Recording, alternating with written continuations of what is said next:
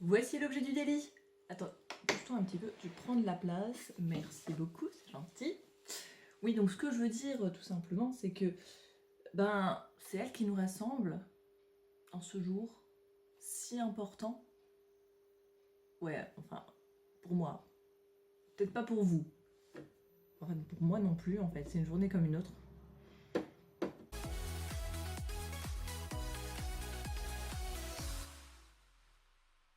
Hello les amis, j'espère que vous allez bien. Bienvenue dans ma première vidéo. Je m'appelle Héloïse de la chaîne de Fil en Aiguille. La chaîne sera, comment dire, je cherche le mot, sera essentiellement en fait tournée sur le sujet donc de la couture.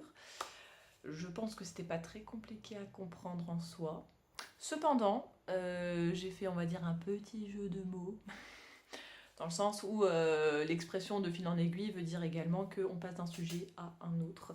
Donc, de fil en aiguille veut bien dire qu'on va parler de couture, mais je voulais pas non plus être cantonnée que là-dessus et de pouvoir également faire des vidéos également que je voudrais faire et quand j'en ai envie. Mais bon, je dirais en gros 60% ce sera de la couture, 40% ça sera Héloïse, elle fait ce qu'elle veut. Voilà, tout simplement. Alors, moi j'ai commencé en fait la couture il y a peu de temps. J'ai commencé en septembre en fait durant la rentrée, en même temps que les autres faisaient leur rentrée scolaire, bah moi j'ai fait ma rentrée couture. Donc en fait j'ai pris une prof qui faisait des cours individuels. Donc c'était une étudiante qui elle est dans ce domaine, en fait elle fait des études justement dans la couture. Et donc j'ai commencé avec elle, je crois le 7 septembre si je ne m'abuse. On a fait 1 heure de cours, donc on faisait 1 heure de cours par semaine, c'est ça. Et donc on a fait une réalisation, puisque comme vous le savez, ça s'est très vite achevé, on va dire, parce que en octobre, fin octobre, il y a eu le confinement, donc depuis octobre, je ne l'ai plus vue pour l'instant. J'espère pouvoir la revoir bientôt. Donc à l'heure actuelle, on a simplement fait, donc pour vous montrer rapidement, hein, voilà, pour vous dire, hein, j'avais aucune base. Hein. Quand j'ai commencé, clairement, je n'avais nada. Je savais même pas enfiler la machine à coudre, donc pour vous dire. Donc, est-ce que je vous le dis ou pas? J'ai fait ce petit pochon, on va dire, pour mettre des fruits, des légumes quand je vais aller faire mes petites courses en 2h30, je crois, quelque chose comme ça. Bon, on se moque pas, hein, c'était ma première réalisation, j'en suis quand même très fière. Donc, ce que je voulais, c'était justement qu'on puisse voir à travers, comme ça si je mets des fruits, j'ai pas besoin en fait de devoir ouvrir pour regarder dedans, savoir ce qu'il y avait dedans, hein, tout simplement. Voilà, donc comme ça on voit à travers. Je pourrais pas mettre du riz, hein, clairement, puisque ça passerait à travers. Mais des pommes, ouais, des petits fruits, parce que des bananes ça rentrerait pas dedans, non. Non, faudrait que je fasse quelque chose de plus grand. Mais bon. Donc pour finir, on a fait ce petit pochon ensemble. Donc il se ferme tout simplement comme ceci, avec de la ficelle en coton ou je ne sais pas en quelle matière, voilà. Je sais juste que les matières du dessus et du dessous c'est du lin. Et celle-ci je crois que c'est quand même du coton également, si je ne m'abuse. Je sais plus, mais je crois que c'est du coton. Ma petite réalisation, ma première fierté, voilà. Avant que le confinement soit officiel, on va dire, il a été annoncé, mais avant qu'on soit réellement confiné, j'ai acheté la belle... hop, cette belle machine à coudre que je vous ai montrée au tout début. Voilà, pas bouger s'il te plaît. En fait, je l'ai acheté 2 jours avant le confinement parce que je me suis dit, bon, ça serait quand même bien de continuer à essayer par toi-même, même si tu reprendras les cours après, parce que j'avais envie de continuer à coudre et puis essayer d'avancer tout simplement par moi-même. Je m'étais rendue à Emmaüs mi-octobre, si mes souvenirs sont bons, pour acheter en fait plusieurs pièces que j'allais pouvoir en fait modifier par la suite. Et je suis tombée donc sur une robe. En fait, j'ai adoré la couleur de cette robe. Donc elle ressemble un petit peu à une couleur camel avec une touche de doré, je dirais. Bon, elle brille pas, hein, clairement elle brille pas. Mais je sais pas, je trouve en tout cas qu'il y a un peu une touche un petit peu dorée comme ça. Je ne sais pas si vous le verrez à l'écran. Et alors la matière, oh, c'est tout doux, tout doux, tout doux, tout doux. J'adore. Ça a comme un effet un peu daim. Et franchement j'adore. En plus elle était un petit peu large et ça faisait quelques temps que je voulais avoir en fait une jupe qui est froncée au niveau de la taille. Et là je me suis dit ben le fait qu'elle soit assez un petit peu large, ça va pouvoir me faire. Je vais pouvoir faire les fronces. Donc je me suis empressée de l'acheter tout simplement, puis c'était vraiment pas cher clairement. Donc voilà. Je vais peut-être me décaler pour que vous voyez. Hop, voilà, comme ça je vous mets un petit peu ici la photo de la robe. Alors, je ne trouve pas, absolument pas qu'elle me met en valeur. Après, je tiens à dire, on ne se moque pas, mais je tiens à dire que, effectivement, ma tête lui rend vraiment pas justice.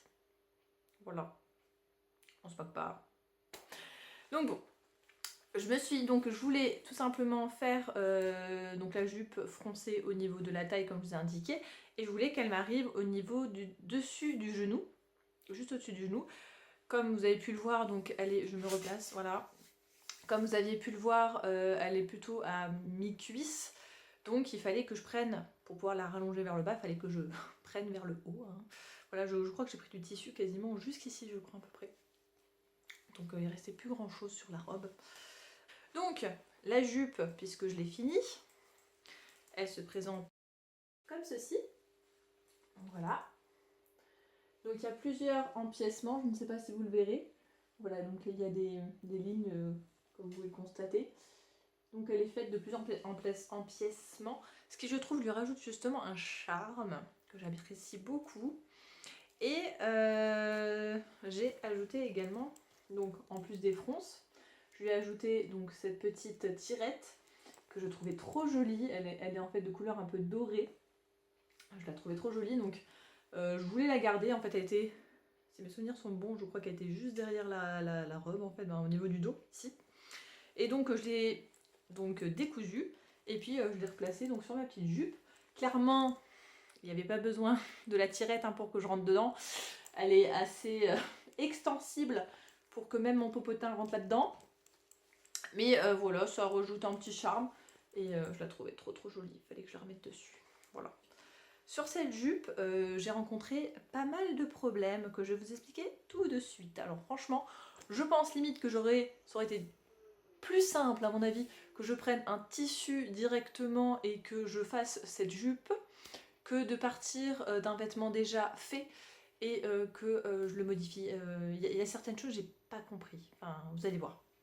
Donc la première chose, alors ce qui était bien, c'est que donc au niveau du bas, j'ai pas touché, hein. C'était le bas de la robe, donc au niveau de l'ourlet, enfin voilà, j'ai pas touché, j'ai gardé, c'est propre, c'est nickel, rien à dire. Alors, par contre, donc la robe avait des poches, j'ai enlevé les poches, j'ai recousu tant bien que mal, et si vous voulez, il y a de jolies finitions. Là, je vais essayer de vous montrer. Voilà, donc là, vous avez les deux tissus au milieu qui se rejoignent, hein, où il y a la couture si vous voulez. Et ensuite, il y a les finitions, donc ici à droite et à gauche, où ils ont en fait surpiqué sur chaque côté pour faire de belles finitions. Le truc que je n'avais pas remarqué, quand j'ai décousu mes poches, en fait, ça a laissé des trous. Non, des trous. Si, en gros, ça... Le fil, en fait, laissait les marques dans le tissu. Donc moi, au lieu de dire, eh ben, je recous à l'endroit et le long, donc, où il y a déjà la marque, en fait, où la ficelle était enlevée et qu'on voyait la marque, non, j'ai préféré dire, je recous par l'envers. Donc, je pars d'ici, et puis je fais, voilà, je couds à droite, je couds à gauche, un point, c'est tout. Sauf que, je vais vous montrer. Alors, je l'ai faite une fois l'erreur, hein, pas deux. Hein. Voilà. Faut apprendre de ses erreurs. Vous allez voir. Ben, je n'ai pas suivi du tout cette ligne, je n'ai pas fait attention. Donc je me retrouve, voilà, ici, je pense que vous devez le voir. En fait, je me retrouve ici avec deux lignes, l'une à côté de l'autre, et en plus, même pas droit l'une à côté de l'autre, hein, parce que j'ai fait des zigzags, hein, s'il vous plaît. Voilà, hein, clairement, je n'ai pas cousu droit, mais ça fait ce genre de dégâts, clairement. Donc, puisque comme j'ai fait ça sur toute la longueur, j'ai voulu rattraper un petit peu la misère. D'où le fait, j'ai dit ça tombe bien, puisque je vais mettre cette petite tirette. Donc en fait, la tirette, je l'ai mise là où il y a la catastrophe. Comme ça me permettait d'enlever à peu près un tiers de la misère. Quasi 2 tiers. Franchement, quasi 2 tiers. Bon, après, ça se voit pas trop parce que quand elle est portée comme elle est froncée, au niveau de la taille, ben, ça se voit pas trop. Ça se voit pas trop, je vous rassure. Je crois enfin. J'espère. Donc bon, ça c'était le premier problème de ce que j'ai pu rencontrer. Le deuxième, c'était au niveau de la pose de la tirette. Puisque c'est là que j'ai un peu appris, j'ai regardé des vidéos YouTube, je pense, comme pas mal de monde, pour savoir un petit peu comment faire certaines choses. Dont la pose de la tirette. Donc au niveau de la tirette, c'est là que j'ai remarqué que ma machine à coudre, je ne peux pas décaler en fait l'aiguille de la droite vers la gauche. En fait, je suis obligée de la laisser au milieu. Donc, je peux pas, comment dire, coudre au plus près en fait de la tirette, des crans en fait, des crans en métaux, des crans en métaux, c'est ça, oui, c'est ça. Je fais mon cours de français en même temps, quoi. Enfin bref. Et bizarrement, j'ai super bien réussi le côté droit, mais alors le côté gauche, déjà, c'est pas droit. Clairement, ce n'est pas droit, et je ne sais pas pourquoi, j'ai pas réussi à le faire aussi près des crans. Enfin, vous allez voir, hein, mais enfin, j'espère que vous allez voir. Mais bon, voilà. Vous avez ce côté-là, voilà, oui, voilà, ce côté-là qui, je trouve, est nickel. Et ce côté-là qui est un peu parti, surtout là, on voit, là, ça part. Enfin, c'est pas aussi près, c'est pas aussi net, enfin... J'ai pas compris. Je pense que c'était la chance du débutant, le premier. Hein. Je pense que ça devait être ça, clairement. Mais bon, tant pis, hein, faut bien apprendre, faut bien évoluer. Donc c'était ma première pause, hein, espérons que la prochaine sera mieux. Donc ça, c'était la deuxième chose. Ensuite, alors par contre la troisième chose, j'ai pas trop compris. Alors là, j'avoue, je n'ai pas du tout compris le problème. En fait, pour faire ces fronces, donc ici, donc j'ai rabattu le tissu. Et en fait, je l'ai rabattu une première fois sur 2 cm, j'ai cousu, puis une seconde fois sur 6 cm que j'ai recousu. Tout simplement parce que je voulais que l'élastique, donc qui est ici, je voulais pas qu'il se balade en fait dans le premier rabat en fait, qu'il puisse voilà, se balader dedans. Je voulais vraiment qu'il reste à sa place vers le bas. Donc en fait, j'ai fait un premier rabat où là il y a l'élastique, et puis ensuite un second rabat, vous l'avez ici. Il y a un truc que j'ai pas compris, parce que donc j'ai rabattu les 2 cm puis les 6 cm, enfin tout s'est bien passé, il n'y a pas de problème, mais c'était au moment de passer l'élastique. Quand j'ai passé l'élastique, en fait, le problème qui s'est posé, c'est quand j'arrivais à ce niveau-là. En fait, au niveau des coutures, des empiècements, ici, j'arrivais pas, ça voulait pas, mon épingle ne voulait pas passer, ça bloquait. Donc en fait j'ai dû découdre, enfin couper carrément pour pouvoir passer de l'autre côté. Puis bon, à la fin j'ai recousu. Hein. Mais le problème c'est que j'ai dû faire ça, il y a 6 lignes je crois à peu près. Donc j'ai dû faire ça 6 fois. Enfin même pas 6 fois parce qu'il y a un moment j'ai pas compris, c'est passé. Enfin j'ai pas eu besoin de découdre, c'est passé comme une lettre à la poste. Enfin... Franchement, inexplicable. Le truc, je n'ai pas compris. Enfin voilà. Donc, j'ai quand même réussi à le poser. Je suis quand même contente de moi. Et si, par contre, une dernière chose. Alors ça, bon, je l'ai appris. Je referai, j'espère, plus l'erreur. Mais en fait, si vous voulez, comme je voulais à peu près pour faire tenir, si vous voulez, mon rabat, mon ourlet, enfin voilà, j'avais mis des aiguilles tout le long en fait de la jupe. Et en fait, avant de le mettre tout le long de la jupe, j'ai constaté que ça faisait des trous. Et en fait, j'aurais dû tout de suite le capter, puisque j'avais eu le problème, comme je vous avais dit, au niveau de la ligne, quand j'avais décousu, ben ça m'avait fait des trous, enfin des lignes, enfin voilà, on voyait encore la ligne quoi. Donc en fait, quand je piquais le tissu, ça faisait des trous, ça laissait la marque. Et donc pour éviter ça, ben, j'ai utilisé ce que j'avais, ce que je pouvais utiliser en fait. Donc j'ai utilisé des pinces à linge. La misère, c'était vraiment la galère pour pouvoir coudre. Bon, ça m'a bien aidé. Mais voilà, je vais vous mettre une petite photo, voilà, juste ici pour vous montrer comment j'ai fait avec mes... C'était énorme. Enfin, il faut vraiment que j'achète des toutes petites, je crois que ça existe, des toutes petites pinces à linge, ce sera beaucoup plus simple dans ces moments-là. Mais voilà, comme je voulais éviter de laisser des trous, ben, j'ai utilisé cette solution. Donc, cela étant dit, j'ai réussi à finir ma jupe. Voilà, donc, comme ça. Bon, je pense que vous voulez peut-être l'avoir portée, donc c'est ce qu'on va faire immédiatement.